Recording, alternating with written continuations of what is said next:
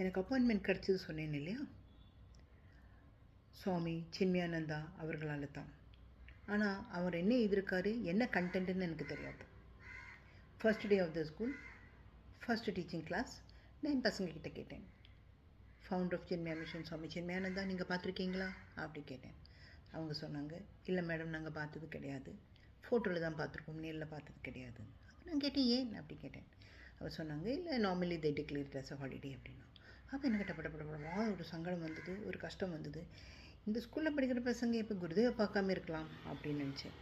ஏன்னா சின்ன வயசில் நான் பார்த்துருக்கேன், என்னை அவர் நேரடியாக பார்க்கவோ பேசவோ முடிஞ்சது கிடையாது. ஸோ அந்த ஒரு ஏக்கம் என்கிட்ட இருந்துகிட்டே இருந்தது.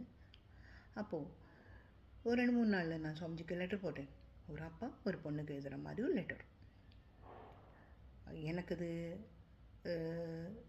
அதுக்கு ரிப்ளை வந்ததா இல்லையான்னு சொல்ல தெரியல, ஏன்னா வரல. ஆனால் எனக்கு ஒரு லெட்டர் வந்தது.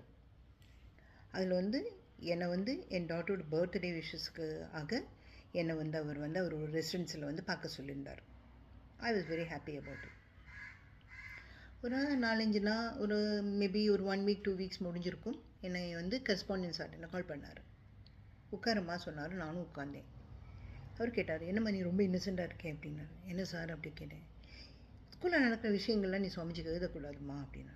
நான் சொன்னேன், சுவாமிஜிக்கு நான் எழுதாமல் எப்படி சார் இருக்க முடியும், ஸ்கூல் நடக்கிற விஷயங்கள்லாம் எழுதுறது கிடையாது, அவர் எனக்கு எல்லாமே இல்லையா அப்படி சொன்னேன். அப்புறம் அவர் என்னை பக்கத்தில் கூப்பிட்டாரு. உன்னோட பொண்ணோட பர்த்டேயாமே, ஹாப்பி அட்வான்ஸ் விஷஸ் அப்படின்னு சொன்னார். நீ ஏன் எங்கிட்ட சொல்லலை அப்படின்னாரு. எனக்கு பதிலே இருக்கல.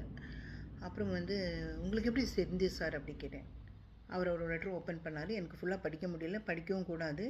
ஒரு லெட்டரில் காமிச்சார். இதெல்லாம் சுவாமிஜி எனக்கு எழுதிட்டாரு அப்படின்னாரு. ஓ அப்படியா அப்படின்னு சொன்னேன். அப்புறம் ஒரு லைன் அவர் காமிச்சார். அதில் create a vacancy and appoint her அப்படின்னு போட்டிருந்தது. அதுதான் சுவாமிஜி எனக்காக பண்ணியிருந்தது. Very practical man. அப்படி யாராவது பண்ணுவாங்களா? ஆனால் எனக்கு பண்ணியிருந்தாங்க. அந்தளவுக்கு ஒரு கடவுளோடு அருமையை நான் புரிஞ்சுக்கிட்டேன். இப்போ சொல்லுங்கள், கடவுள் இருக்காரா இல்லையான்னு.